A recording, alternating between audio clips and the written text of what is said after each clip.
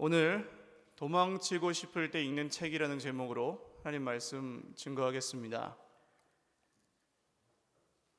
요새 대신방 기간인데요, 제가 교역자들과 또 제 아내와 또 성도님들과 함께 신방을 다닐 수 있는 이유는 하나님이 건강과 은혜를 주셔서 다니기도 하지만 숨은 공로자가 있습니다. 저희 어린 두 자녀를 매일 오셔서 봐주시는 부모님이 근처에 계셔서 신방을 다닐 수가 있습니다. 안 그러면 못 가요. 그런데 이 자리를 빌어서 감사를 드리는데요, 근데 언젠가 얘기를 하다가 애국하는 길이 뭘까 제가 기도를 하다가 그럼 셋째를 낳아야 되겠다 생각을 하고 이 얘기를 살짝 비췄더니 저희 부모님이 그러면 우리는 시골로 도망가겠다. 물론 근데 낳지 말란 말씀도 안 하시더라고요. 오늘 설교 제목은 제가 만든 게 아니고 얼마 전에 베스트셀러가 되었던 책 제목입니다. 일본의 이시하라 가즈코라는 작가가 쓴 도망치고 싶을 때 읽는 책이라는 책이 있어요.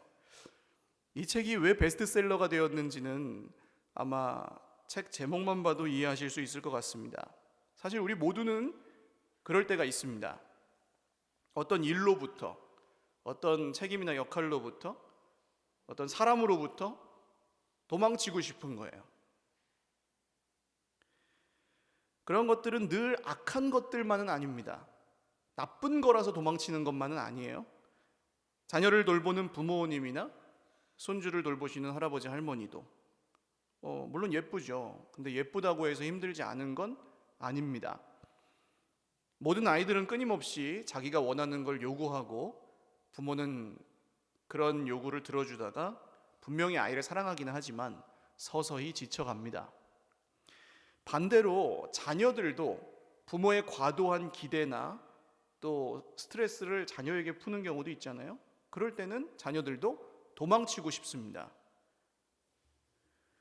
배우자로부터 도망치고 싶을 수도 있습니다. 가장 가까운 사람이 내 마음을 몰라주고 전혀 나를 이해하지 못하는 것 같으면 사실 관계를 포기하고 싶은 마음이 들 수도 있습니다.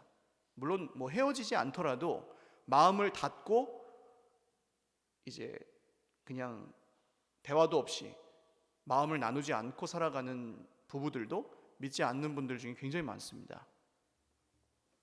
직장에 다니시는 분들은 아마 매일 아침 포기하고 싶으실지도 모르겠습니다. 지옥철을 타면서 또 정말 피할 수 없는 쏟아지는 스트레스와 상사의 횡포와 부하 직원들의 불순종과 이런 것들을 계속 겪어야 되고, 아침마다 이제 내가 오늘은 반드시 때려친다 하고 서랍에 사직서를 넣어놓고도 차마 그럴 용기는 또 없는 그런 연약한 우리 모습도 봅니다. 대부분의 학생들은 팽팽 놀다가도 시험 전날에는 꼭 이런 생각을 합니다. 시간이 멈추었으면 좋겠다.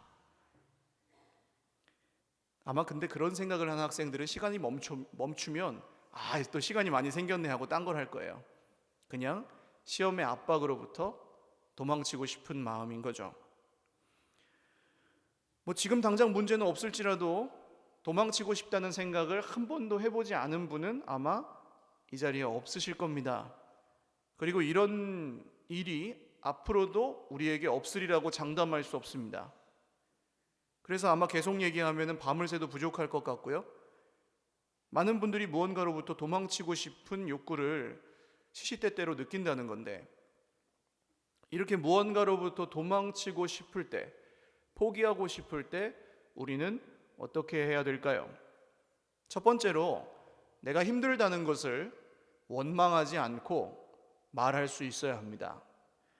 다행스럽게도 성경은 우리가 도망쳐도 된다고 말합니다. 도망치고 싶을 때는 도망치라는 겁니다.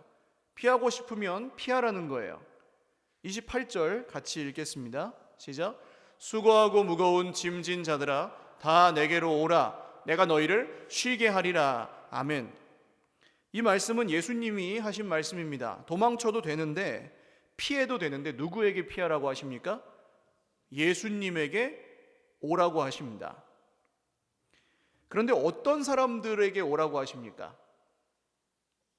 수고하고 무거운 짐진 자들. 다시 말하면 수고하고 무거운 짐진 사람들이 아니면 예수님께 오려고 하지 않는다는 말씀이기도 합니다. 오늘 본문 바로 전에 예수님은 막 화를 내시면서 어떤 사람들을 꾸짖으셨는데 21절과 22절 같이 한번 읽어보겠습니다. 시작. 화 있을진저 고라시나 화 있을진저 벳세다야 너희에게 행한 모든 권능을 드로아 시돈에서 행하였더라면 그들이 벌써 베옷을 입고 재에 앉아 회개하였으리라. 내가 너희에게 이르노니 심판날에 드로아 시돈이 너희보다 견디기 쉬우리라. 아멘. 예수님은 고라신과 벳세다라는 마을에서 수많은 사람들에게 병을 고쳐주셨고 귀신이 떠나가게 해주셨습니다. 그런데 이 마을 사람들이 예수님을 믿지 않는 거예요. 진짜로 죽을 만큼 힘들고 그걸 어떻게 할 수 없는 사람들은 예수님께 늘 나왔지만 그냥 나름대로 자신이 있고 믿는 구석이 있고 살만한 사람들은 예수님을 따라다니지 않았습니다. 오늘도 세상에서 자기 힘으로 충분히 살 수 있다고 생각하는 분들은 이 자리에 오지 않습니다. 와야 될 필요를 느끼지 못하는 거죠. 종교가 무슨 필요가 있냐? 그게 나에게 뭘 줄 수 있냐? 그러나 내가 힘들다는 것을 인정하는 분들, 내가 스스로 나를 구원할 수 없다는 것을 인정하는 분들, 나에게 도움이 필요하다고 솔직하게 인정하는 분들만 이 자리에 나올 수 있습니다. 사실 여기 나와서 앉아 있는 것 자체로 이미 우리는 우리의 자존심을 많이 내려놓은 상태로 온 겁니다. 그런데 이게 어려운 이유는 사실 자존심 때문이에요. 우리의 약함을 드러내고 싶지 않습니다. 자존심 상하고 싶지 않습니다.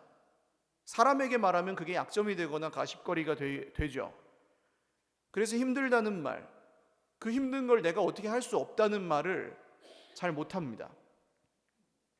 그 대신 무슨 말을 하냐 하면 핑계를 대거나 원망을 하거나 불평을 하거나 탓을 하는 거죠. 어떤 문제 때문이다, 사람 때문이다. 후회와 원망과 불평과 부정적인 말, 이런 말들은 사실 자기의 약함을 감추기 위한 위장입니다. 그러니까 내가 힘들다는 것을 드러내지 않기 위한 가면일 수 있어요. 우리는 어느 정도는 속에 있는 것들을 다른 사람들에게 얘기합니다. 그러나 결정적인 부분에서 절대 열지 않는 것들이 있습니다. 사람마다 다르지만 이 속에 꽁꽁 숨겨놓고 스스로도 해결되지 않고 꺼내놔도 해결되지 않을 거라고 생각하고 어떤 것들은 태어나서 지금까지 가지고 있는 그런 것들도 있습니다.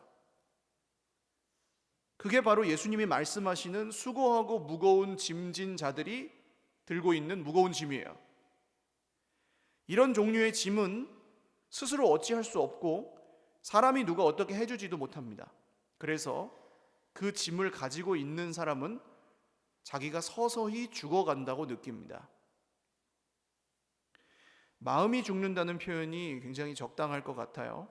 마음이 죽으면 사람이 살아있어도 사는 게 아닙니다. 그런 분들은 자기 스스로 그렇게 느껴요. 이렇게 사느니 죽는 게 낫다. 차라리 포기하자. 사단은 옆에서 부채질합니다. 변화가 필요한데요. 그 변화의 첫걸음은 인정하는 겁니다. 우리는 수고하고 무거운 짐진 자들입니다. 도무지 혼자 힘으로는 그 짐을 해결할 수 없는 사람들입니다. 그래서 도망치고 싶을 때가 많을 수밖에 없고 포기해버리고 싶을 때가 많을 수밖에 없어요. 밖으로부터의 도움이 필요합니다. 이 사실을 솔직하게 인정하는 것이 도망치고 싶을 때 해야 되는 첫 번째입니다. 두 번째는 도망칠 만한 곳을 잘 선택하셔야 됩니다. 엉뚱한 곳으로 도망을 쳐도 문제가 해결되지 않으니까 그런 거죠. 내가 힘들다는 걸 인정하는 사람들은 많습니다. 퇴근 시간쯤 저 앞에 주점에 가보시면 내가 힘들다는 걸 막 이제 술의 힘을 빌어서 꺼내놓고 서로에게 나누고 이야기하시는 분들 굉장히 많아요. 사람에게 털어놓을 수도 있고 그렇지 않을 수도 있는데 스스로는 알잖아요. 이걸 얘기를 해도 어느 정도는 위로가 되지만 진짜 어떤 것은 아무리 해도 해결이 안 되는 게 있다는 것을 스스로는 알지 않습니까? 그래서 도망치고 싶을 때 읽는 책, 이런 책도 읽는 거죠. 근데 문제는 어디로 도망칠 것이냐, 누구에게 도망칠 것이냐, 이게 중요한 문제입니다.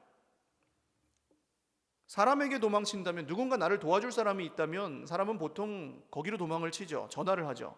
나 지금 이렇게 힘든데 좀 도와줘. 나 지금 이렇게 돈이 없는데 돈을 줄 수 있는 사람이면 나 돈 좀 줘. 이렇게 할 수 있습니다. 그러나 사람은 내 겉으로 드러난 문제를 도울 수는 있지만 영원히 도울 수는 없습니다. 오히려 내가 그 도움을 주는 사람에게 종속되기도 합니다. 그러니까 문제만 생기면 그 사람한테 가는 거죠. 의지해버리는 거죠. 그 사람이 아무리 선해도 내가 그렇게 의지하는 순간 그 사람은 나의 우상이 됩니다. 또 사람은 결국 우리 속에 있는 문제는 돕지 못합니다. 예를 들어서 용서라는 주제를 생각해 볼 때, 여러분 용서하는 게 쉬우세요? 쉽지 않거든요.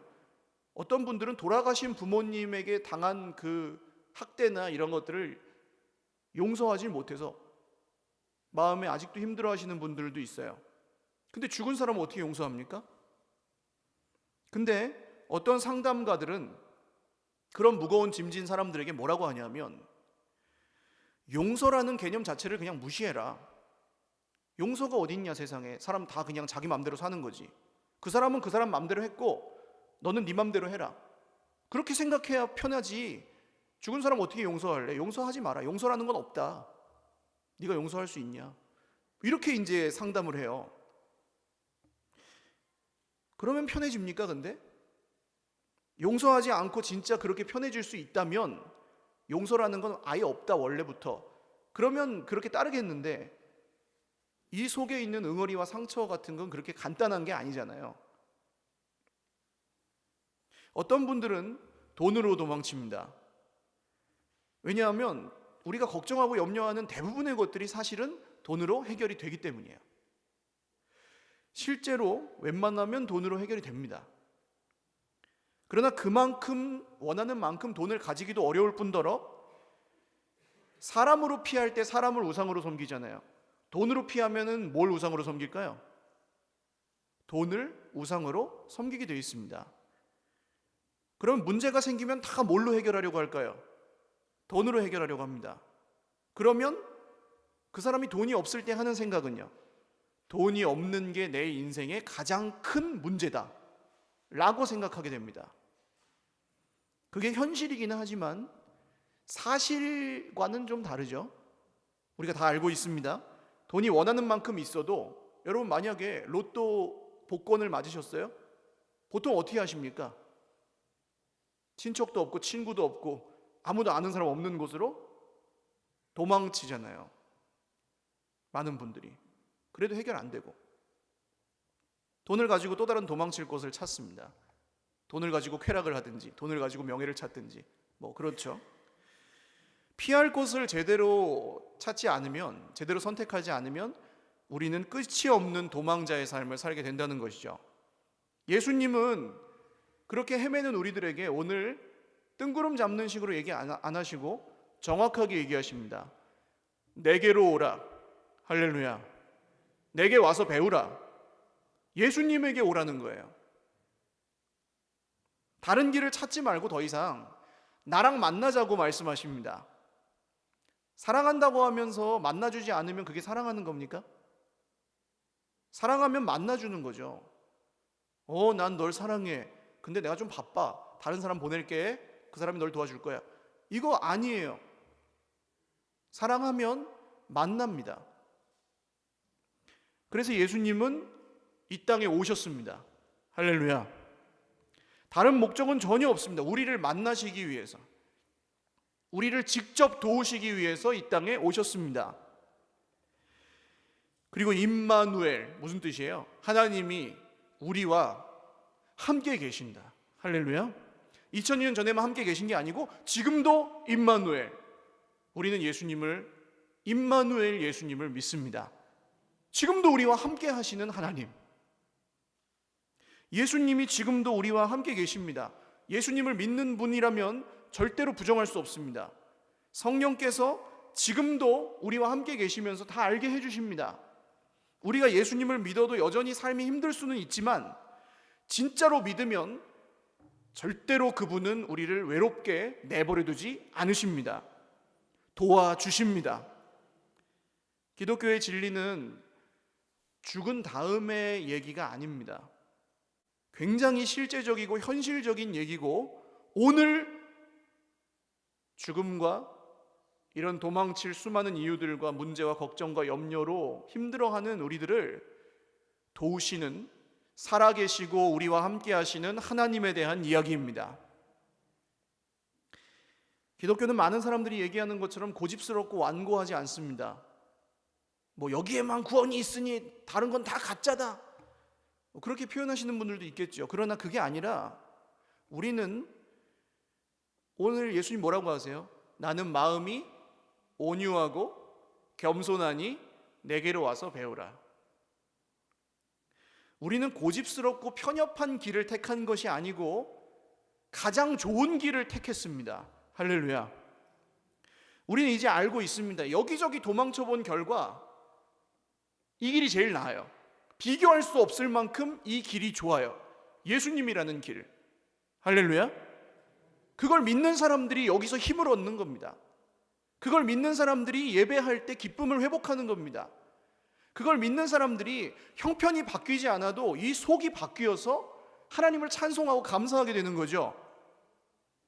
예수님은 세상의 그 어떤 피난처도 제공할 수 없는 만족과 행복과 기쁨을 우리에게 실제로 주실 수 있는 분이십니다.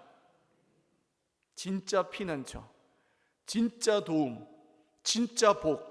여러분, 가짜가 판치는 세상에서 진짜이신 예수님을 믿고 마음의 쉼을 얻으시기를 주님의 이름으로 축원합니다. 마지막 세 번째로, 우리는 편하고 가벼운 새로운 짐을 져야 합니다. 29절 같이 읽겠습니다. 시작. 나는 마음이 온유하고 겸손하니 나의 멍에를 메고 내게 배우라. 그리하면 너희 마음이 쉼을 얻으리니. 아멘. 자, 내게로 와서 쉬어라. 내가 다 해줄게. 너는 가만히 있어라. 거기서 끝났으면 좋겠는데 여기 걸리는 말이 있습니다. 나의 멍에를 메고 내게 배우라. 뭘 메래요?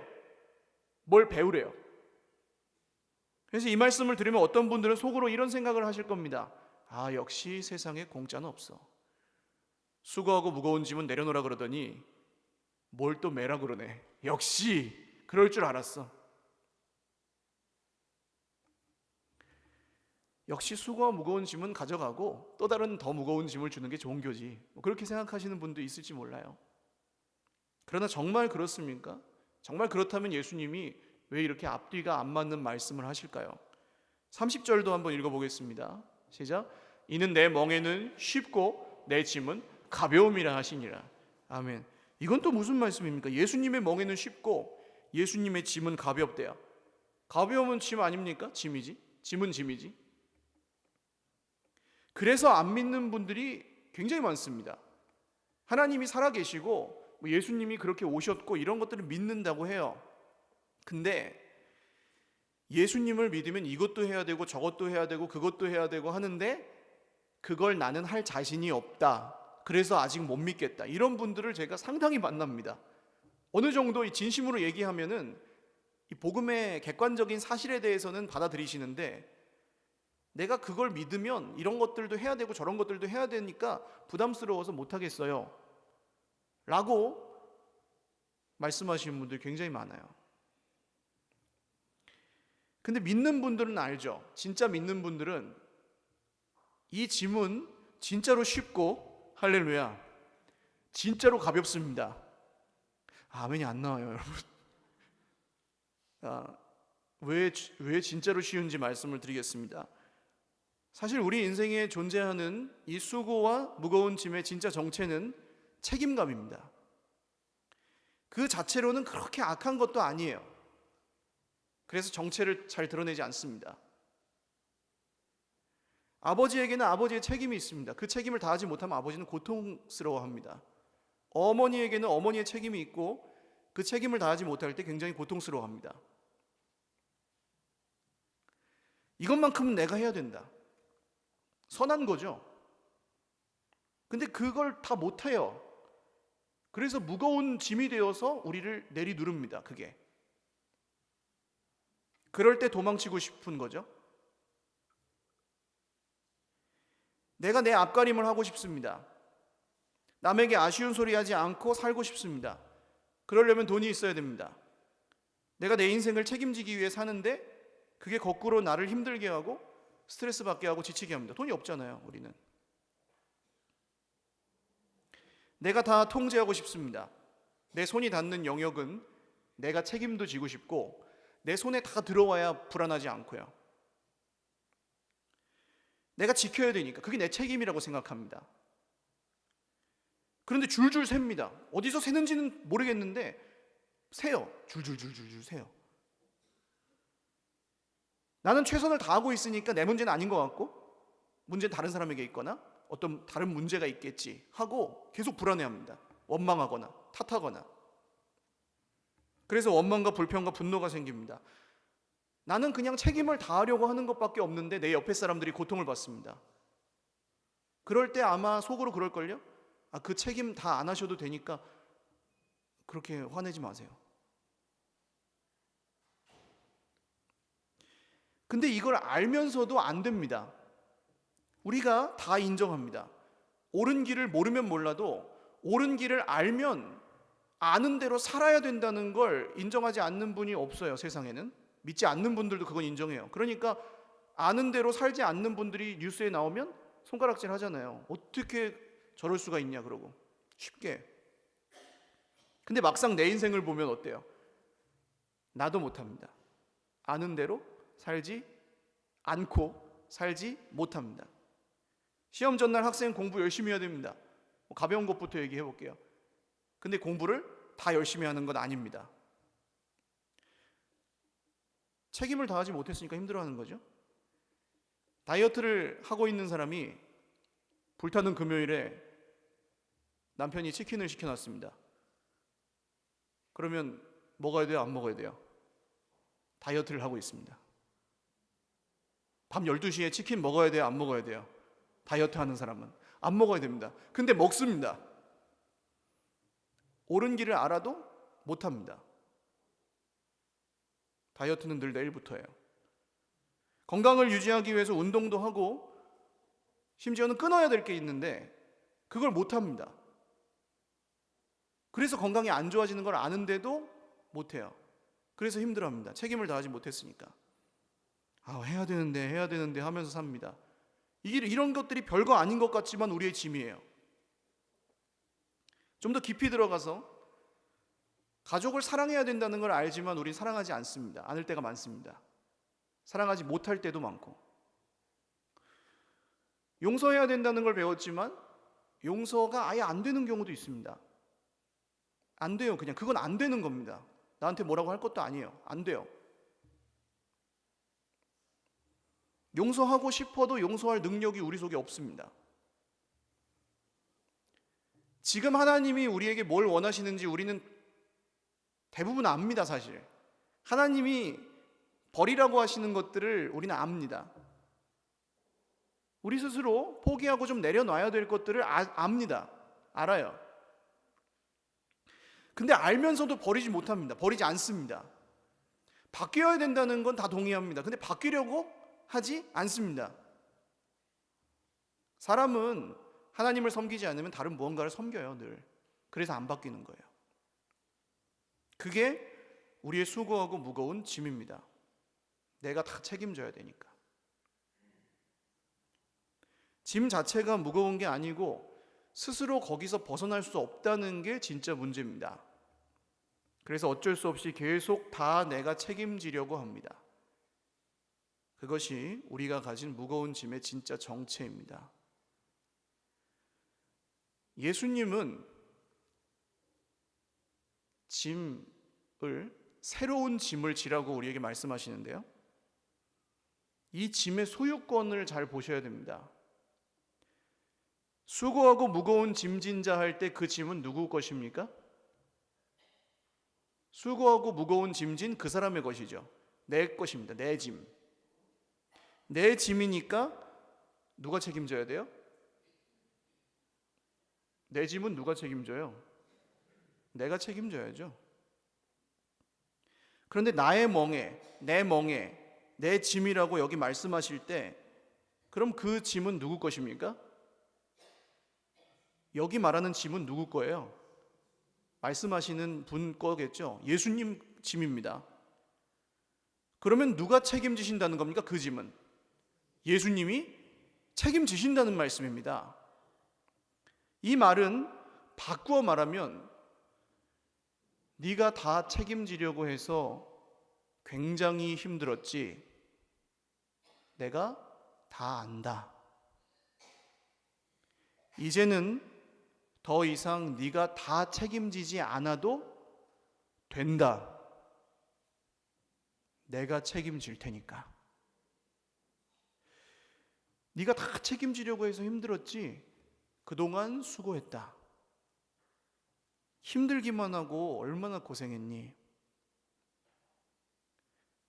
이제 내 말대로 살아라. 내가 책임질게. 우리가 우리 생각대로 살 때, 우리가 옳다고 믿는 바대로 살 때 책임도 못 지고 얼마나 힘들었습니까? 근데 이제는 예수님의 말씀대로 살면 예수님이 책임지신다는 거예요. 할렐루야. 그 증거로 보여주신 것이 무엇입니까?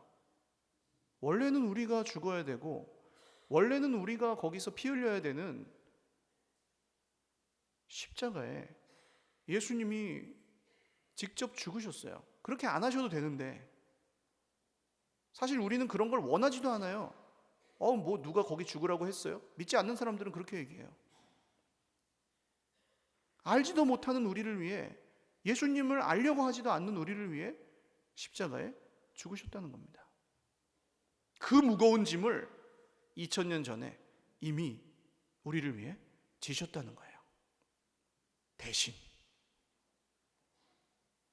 그리고 성경은 예수님이 그 약속을 지키셨다는 증거입니다. 여러분, 이렇게 고대의 문서, 2000년 전의 책이 남아있는 게 거의 없어요.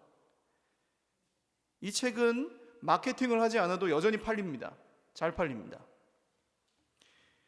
종교가 안 된다는 시대에도 여전히 이 책을 읽는 분들이 많습니다. 젊은 사람들 중에도 많아요. 아직. 앞으로도 그럴 겁니다. 절대 안 망합니다. 이 책은. 이 책의 말씀을 듣는 분들이 계십니다. 지금도. 좀 성경 좀 얘기해 줬으면 좋겠다. 그런 분들 얼마나 많아요. 너무 많아요. 시대가 아무리 악해지고 아무리 더 세속화되어도 이 책은 없어지지 않을 것입니다. 이 책의 말씀을 읽는 사람들, 이 책의 말씀을 따르는 사람들, 이 책의 말씀을 듣는 사람들, 예수님의 멍에, 예수님의 짐, 이 새롭고 가벼운 짐을 지고 가기로 결정한 사람들은 더 이상 수고하고 무거운 짐진 자들이 아님을 믿으시기를 바랍니다. 어떤 사람이 무거운 짐을 지고 땀을 뻘뻘 흘리면서 막 금방이라도 쓰러질 것처럼 길을 걸어가고 있습니다. 너무 힘들어요. 힘들다는 말로도 표현을 못해요. 그냥 죽어요. 짐이 막 깔려가지고, 짐에 깔려서 죽어요. 죽어가고 있어요. 근데 버릴 수는 없어요. 그런 짐이 있어요. 가고 있는데 어떤 사람이 마차를 타고 쭉 오다가 딱 하니까, 그 나그네 양반 무거워 보이는데 여기 타슈 해서 탔습니다. 근데 이 사람이 마차에 타서도 여전히 땀을 뻘뻘 흘리면서 그 짐을 지고 있는 거예요. 그래서 그 마차 주인이, 아니 그거 내려놓지 그러냐고, 왜 힘들게 마차에 탔는데도 지고 있냐고. 그러니까 이 사람이 뭐라 그래요? 아니, 태워주신 것만도 감사한데 이 짐까지 내려놓을 수 있습니까? 이건 제가 지고 가야죠. 그런 겁니다. 수고하고 무거운 짐진 자들아, 다 내게로 오라. 내가 너희를 쉬게 하리라. 진짜로 쉬게 하리라. 정말로 쉬게 하리라. 쉼이 없는 세상에서 쉼이 뭔지 보여주리라. 소망이 없는 세상에 소망이 진짜 뭔지 보여주리라. 네 남편도 네 아내도 네 자녀도 너에게 이루어지지 못하는 소망을 너에게 주리라. 네 재산이 너에게 이루어지지 못하는 소망을 너에게 주리라. 너 스스로 대비할 수 없는 노후를 내가 대비해 주리라. 노후뿐만이 아니라 영원한 생명을 대비해 주리라. 할렐루야. 그분이 예수님입니다. 우리에겐 도망치고 싶을 때 읽는 책이 다른 책이 아닙니다. 성경입니다. 성경을 펴십시오. 보십시오. 보시지 못하는 분들은 들으십시오. 얼마나 봤냐, 많이 봤냐, 적게 중요하지 않습니다. 그냥 도망치고 싶으면 펴십시오. 들으십시오. 주님이 말씀대로 응답하실 것입니다. 같이 찬양 한 곡 드리고 기도하겠습니다. 성경에 도망치고 싶었던 우리 믿음의 선배들에게 하나님은 늘 이렇게 말씀하셨습니다. 주님의 그 음성을 우리를 향한 음성으로 오늘 듣고 같이 찬양하겠습니다.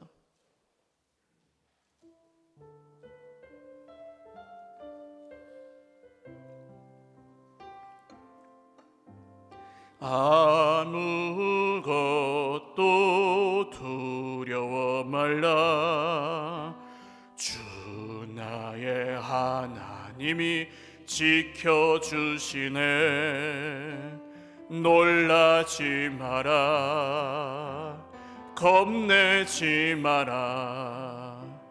주님 나를 지켜주시네. 아무것도 두려워 말라. 아무것도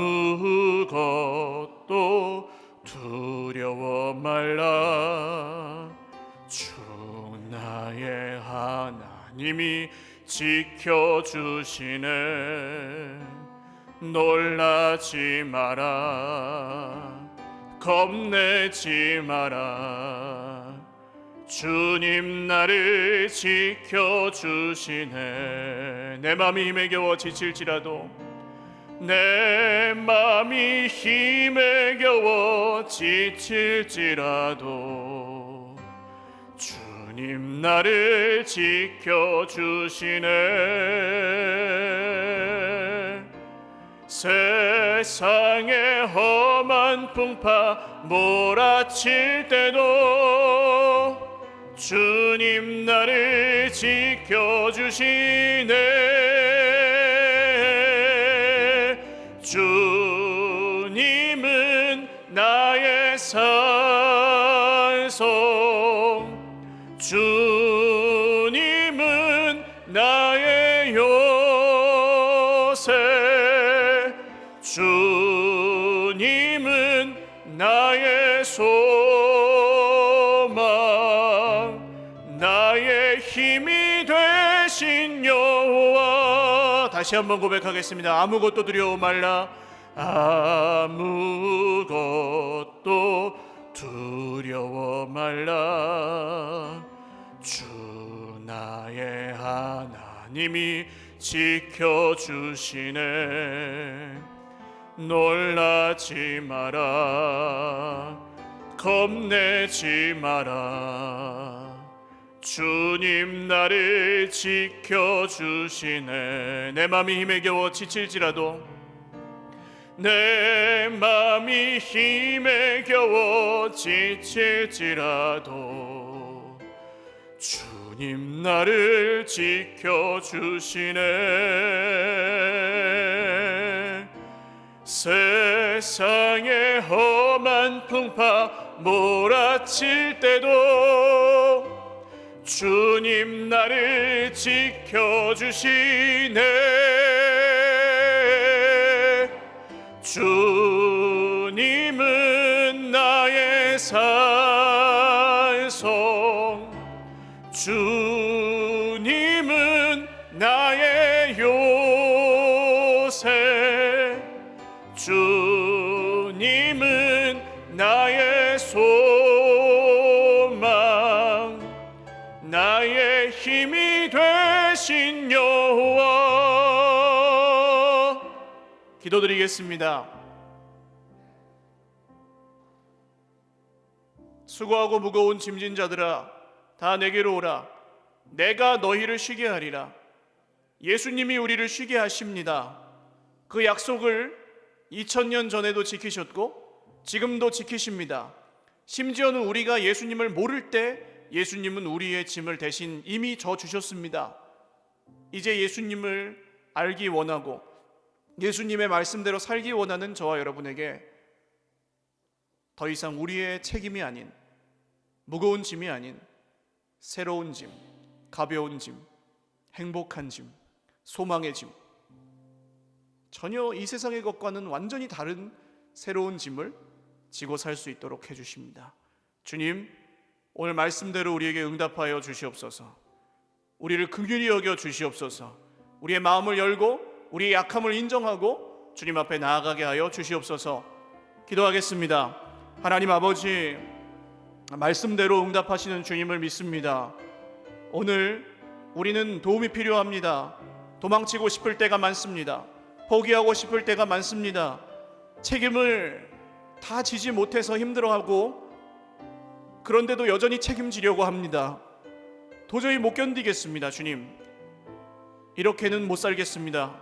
주님, 우리의 도움이신 주님, 우리의 구원이신 주님, 우리의 소망이신 주님, 우리에게 있는 모든 어려움들과 우리에게 있는 모든 문제들, 심지어는 우리가 알면서도 계속해서 범하고 있는 죄악들, 정말로 옳은 길이 어떤 길인지 알면서도 그렇게 따르지 못하는 우리의 연약함, 주님 도와주십시오.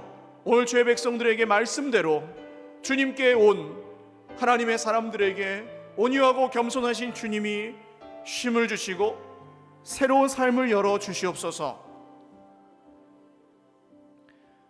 우리 한 번 더 기도하겠습니다. 여러분, 창세기에 야곱이 형한테 죽을 것 같아서 작전도 짜고 계획도 짜고 대비를 다 했는데 그래도 불안해서 다 건너보내고 자기는 못 건너고 남아 있었습니다. 그때 하나님이 와가지고 씨름을 시작하셨는데 야곱이 놓지를 않으니까 야곱을 때립니다. 그래서 야곱이 다리를 저는 사람이 됩니다. 하나님이면 그냥 도망가셔도 되는데, 그냥 버리고 가셔도 되는데 왜 때리고 가셨을까? 저는 깊이 묵상하면서 깨달은 바는, 야곱의 인생은 끝도 없이 도망을 치는 인생이었습니다. 계속 도망만 치는 인생이었습니다. 도망이 너무 익숙해져서 하나님에게서도 도망을 치고 있었습니다. 그래서 하나님이 야곱을 찾아오셨고 그를 때리신 이유는 더 이상 그가 도망칠 수 없게 하시기 위해서였습니다. 도망칠 수 없으니까 건너갑니다. 도망칠 수 없으니까 믿었습니다. 믿기 시작합니다.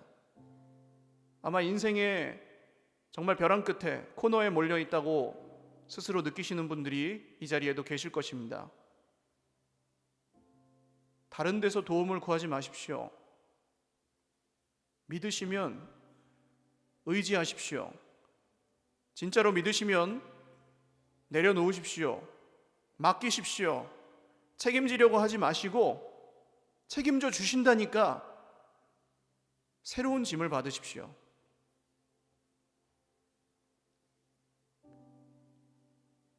오늘 더 이상 도망칠 길도 없고 다른 도망할 길도 정말 모르겠다고 인정하시는 분들은 가슴에 한번 손을 얹고 기도하겠습니다. 가슴에 손을 얹는 이유는 어떤 종교적인 행위가 아니고 우리의 솔직함을, 진심을 사람들이 어떻게 보든 상관없습니다. 주님, 나는 너무 힘듭니다. 나는 너무 지금 견딜 수가 없고 계속 원망하고 불평하고 분노하고 있습니다. 이 속에 쌓인 것을 도대체 어떻게 할 수가 없고 이 수고하고 무거운 짐진 자가 되어서 죽어가고 있습니다. 주님, 나를 도와주십시오. 풀어주십시오. 해방하여 주십시오. 자유케 하여 주십시오. 구원하여 주십시오. 말씀대로 이루어 주시옵소서. 다시 한번 기도하겠습니다. 주님,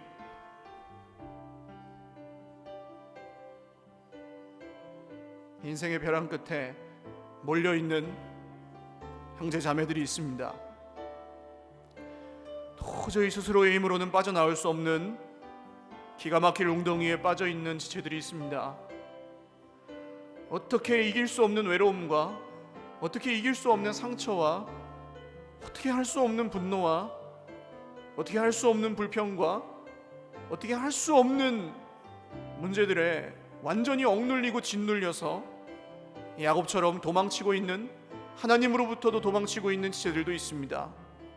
주님, 우리가 도망할 수 없도록 우리에게 찾아오셨습니다. 더 이상 핑계하고 도망칠 수 없도록 우리에게 찾아오셨습니다. 그리고 우리에게 구원을 주셨고 생명을 주셨습니다. 정말로 믿으면 이제 도망치지 않겠습니다. 주님께 피하겠습니다. 주님께 가겠습니다. 주님의 말씀을 듣겠습니다. 도망치고 싶을 때마다 이 책을 펴겠습니다. 도망치고 싶을 때마다 무릎을 꿇겠습니다.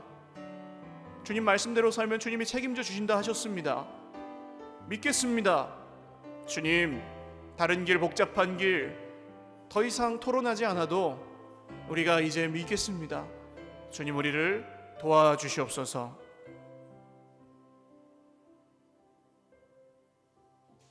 우리 한 번만 더 기도하겠습니다. 이 길은 믿음이 없으면 못 가는 길입니다. 순종을 해야 되는데 안 믿으면 순종을 못 합니다. 주님, 이해가 가고 형편이 되고 진짜 도와주시는 것 같을 때는 제가 믿는 것 같은데 그게 눈에 보이지 않을 때 저는 못 믿습니다. 저는 약합니다. 긍휼히 여겨주십시오. 보여주십시오. 느끼게 하여 주십시오. 경험하게 하여 주십시오. 간증하게 하여 주십시오. 자랑하게 하여 주십시오. 주 예수님의 이름이 정말 나의 피난처이심을 자랑하게 하여 주시옵소서. 우리 삶의 순종과 또 순종에 따르는 열매, 우리 하나님께서 허락하여 주시기를 한 1, 2분간만 더 간절히 기도하겠습니다. 주님, 순종하기 원합니다. 보이지 않아도, 지금 이해가 가지 않아도, 지금 내 마음이 다 따라가질 않아도, 지금 내 생각이 다 따라가질 않아도, 지금 내 손과 발에 능력이 없어도 마음의 중심을 들여 순종하는 사람 되기를 원합니다. 성령님 도와주십시오. 성령님 도와주십시오. 보지 못하면 믿지 못하는 저를 긍휼히 여겨주십시오. 마음에 느껴지지 않으면 따라가지 않는 저를 긍휼히 여겨주십시오. 보여주시고 들려주시고 느끼게 하여 주십시오. 이 책을 펼 때마다 주님 만나 주십시오. 이 책의 말씀을 들을 때마다 주님 우리를 만나 주십시오. 이 책의 말씀에 순종할 때마다 우리에게 역사가 일어나게 하여 주십시오. 변화가 일어나게 하여 주십시오. 말씀대로 이루어 주시옵소서.